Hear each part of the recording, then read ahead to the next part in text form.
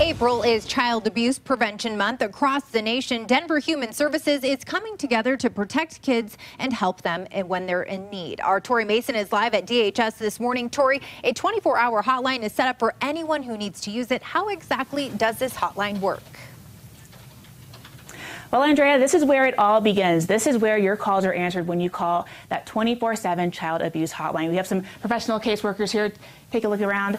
When you first call, they'll ask you some basic information to start a report, things about the child, your location, and obviously the issue you're calling about. Now, things like the details are surrounding your concerns regarding abuse or neglect. Now, here with me is Dr. Catherine Wells. She's a child abuse pediatrician and mandatory reporter. And Dr. Wells, you said you've been doing this for over 15 years now. Tell me what it's like to be on the other side of those often difficult calls.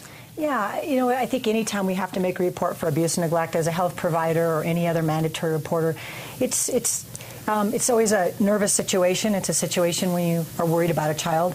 When we make the call, typically when the call is answered, they're just going to ask basic questions. The name of the child, the date of birth, any information about caregivers, and then certainly the circumstances about what our concern is.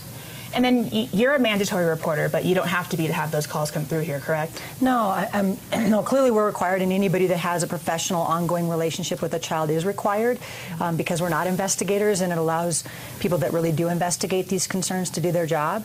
But anybody, any citizen who has a concern, a reasonable concern, can report and know that the right people will be investigating, and so they don't have to know for a fact that it's abuse. Just have a concern. Thank you, Dr. Wells. Now, here at DHS, they want everyone at home to feel empowered to take initiative to make that call, because just a simple phone call could potentially save a child's life. Guys?